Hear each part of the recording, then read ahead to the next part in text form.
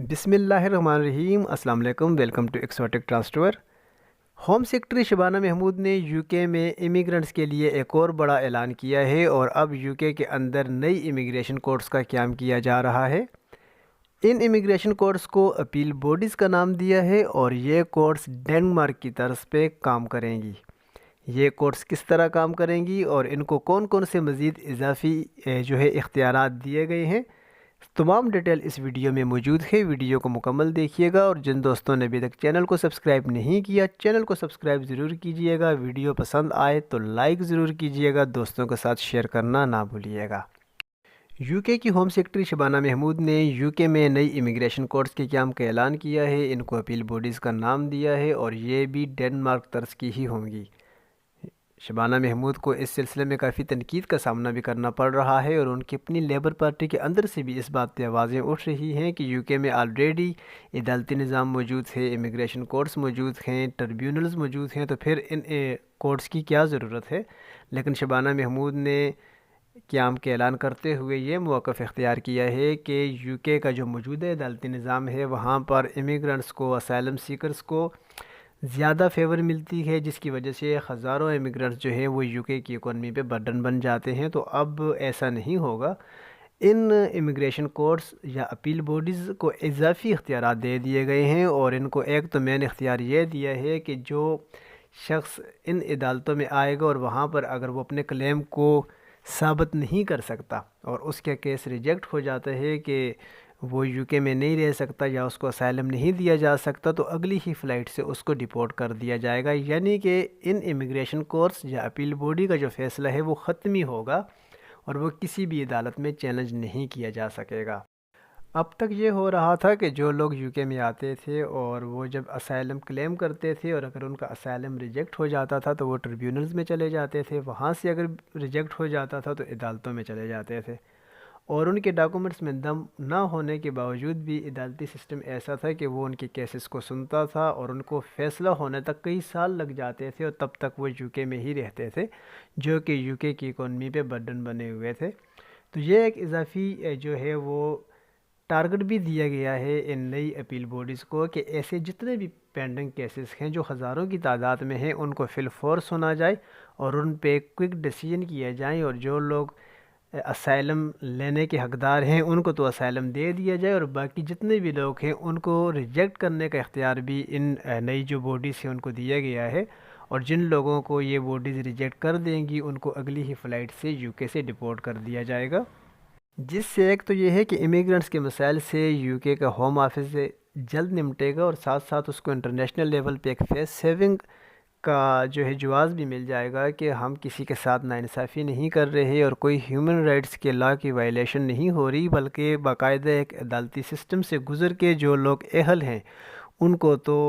یہاں پر اسائلم دیا جا رہا ہے، لیکن جو لوگ فیک ہیں، جو غیر قانونی ہیں، ان کو ہی ڈیپورٹ کیا جا رہا ہے۔ جو موجودہ عدالتی نظام ہے اس کی خامیوں کی طرف اشارہ کرتے ہوئے ہوم آفس نے کچھ انٹرسٹنگ ڈیٹا بھی شیئر کیا ہے کہ کیسے یہ جو اسائلم سیکرز ہیں جو موجودہ ٹریبیونل یا عدالتی سسٹم کو استعمال کرتے ہوئے سال ہر سال یو کے کی اکانومی پہ برڈن ہوتے ہیں اور یہاں پر اللیگل بیٹھے رہتے ہیں۔ ایک مثال دیتے ہوئے شبانہ محمود نے یہ بتایا کہ البانیہ کی 200 فیملیز ایسی ہیں جن کے کیسز جو کلیمز تھے وہ ریجیکٹ ہو گئی اور اس کے بعد ٹریبیونل میں گئے، وہاں سے جب ریجیکٹ ہونے کے بعد عدالتوں میں گئے تو عدالتوں نے یہ فیصلہ کیا کہ جب تک ان کے بچے اڈلٹس نہیں ہو جاتے تب تک یہ یو کے میں ہی قیام کریں گے۔ اب اگر کسی فیملی میں کوئی بچہ 3 سال کا ہے تو 18 سال ہونے میں اس کو مزید 15 سال درکار ہیں، تو اس صورت میں 15 سال یو کے کی گورنمنٹ، یو کے ٹیکس پیئر کا جو پیسہ ہے وہ اس فیملی پہ خرچ کرے گی اور اس فیملی میں اگر 5 لوگ ہیں یا جتنے بھی ہیں وہ سب یو کے میں ہی قیام کریں گے کہ جب تک اس کا وہ بچہ اڈلٹ نہیں ہو جاتا تب تک وہ یو کے سے نہیں جا سکتے۔ تو ایسی 200 فیملیز ہیں جن کے حق میں کورٹس کی طرف سے فیصلہ ہوا اور اگلے کئی سالوں تک اب یو کے کی اکانومی پہ برڈن بنی رہیں گی۔ اس کے ساتھ ساتھ ہوم آفس کا یہ بھی کہنا تھا کہ بہت سے کیسز ایسے ہیں، کلیمز ایسے ہیں جو جب ریجیکٹ ہو جاتے ہیں، ٹریبیونل میں چلے جاتے ہیں، انہوں نے جو اپنے ساتھ ڈاکومنٹس لگائے ہوتے ہیں، جو دلائل دیے ہوتے ہیں کہ ان کو اسائلم کیوں ضروری ہے، ان کے ملکوں میں ان کی جانوں کو واقعہ خطرہ ہے یا نہیں ہے، تو وہ کافی مضحکہ ہیلتھ ڈاکومنٹس ہوتے ہیں، لیکن اس کی بیس پہ بھی چونکہ عدالتی سسٹم ایسا ہے کہ وہ پابند ہے ان کے کیسز کو سننے کا، اور اس پہ آگے ظاہر تاریخیں ملنا شروع ہو جاتی ہیں اور وہ لینتھی ہوتا ہے، تب تک وہ لوگ یہاں پر فیک ڈاکومنٹس کی بیس پہ بھی بیٹھے رہتے ہیں۔ تو ان نئی اپیل باڈیز کے بعد فیصلے جلد ہوں گے، اور چونکہ ان کا جو فیصلہ ہے وہ ختمی ہوگا، وہ کسی عدالت میں اس کے اگینسٹ اپیل نہیں کی جا سکے گی، تو لوگوں کو فی الفور ڈپورٹ کر دیا جائے گا، جس سے یہ ہے کہ یو کے میں جو امیگرنٹس کے مسائل ہیں، جو اللیگل امیگرنٹس ہیں، جو ریفیوجیز ہیں، ان سے نمٹنے میں جو ہوم آفس ہے، جو یو کے کی گورنمنٹ ہے، اس کو کافی آسانی ہوگی۔ تو اس کے بعد یہ چیز تو اب طے ہے کہ جو لوگ پہلے اس نیت سے یو کے جاتے تھے کہ ہم یو کے میں صرف پہنچ جائیں، ہم وزٹ پہ پہنچ جائیں، ہم یو کے کا بارڈر کراس کر لیں، ہم ڈنکی کر کے پہنچ جائیں اور وہاں جا کے ہم کلیم کر لیں گے اسائلم کے لیے، اور اس کے بعد ہمیں یو کے سے کوئی نہیں نکال سکے گا اور ہم یو کے میں بیٹھے رہیں گے، تو اب ایسا نہیں ہونے والا۔ اب یو کے کی گورنمنٹ اس پہ کوئک ڈیسیجن لینے والی ہے، جلد فیصلے ہوں گے، اور لوگ زیادہ طویل عرصے کے لیے وہاں پر اللیگل قیام نہیں کر سکیں گے۔ اور اگر کسی کو اسائلم مل بھی جاتا ہے تو اس کے لیے بھی دوسرا میرا ویڈیو جو ہے وہ چینل پہ موجود ہے کہ 17 تاریخ کو شبانہ محمود نے واضح اعلان کیا ہے کہ اب پرماننٹ اسائلم نہیں ملے گا، 2.5 سال کے لیے ملے گا، ریویو ہوتا رہے گا، اور 20 سال تک انتظار کرنا پڑے گا اگر کسی شخص کے ملک میں حالات خراب ہیں، جنگی حالات ہیں، یا اس کو کسی سیاسی انتقام کا نشانہ بنایا جا رہا ہے، یا اس کو کسی مذہبی منافرت کا نشانہ بنایا جا رہا ہے، تو 20 سال تک اگر سچویشن شیم ہوگی تو تب جا کے اس کو ILR دیا جائے گا۔ ادروائز جب اس کے ملک کے حالات ٹھیک ہوں گے یا اس کے ذاتی معاملات ٹھیک ہوں گے، اس کو اس کے بعد ڈپورٹ کر دیا جائے گا۔ تو اب ریفیوجیز کے لیے، اسائلم سیکرز کے لیے یو کے میں رہنے کا جو خواب ہے وہ خواب ہی رہے گا۔ جو لوگ ورک پرمٹ پہ یو کے میں آتے ہیں، اسٹڈی ویزا میں یو کے میں آتے ہیں، یا جو بزنس ویزا میں یو کے میں آتے ہیں، ان کے لیے قوانین الگ ہیں، لیکن جو لوگ ریفیوجیز ہیں،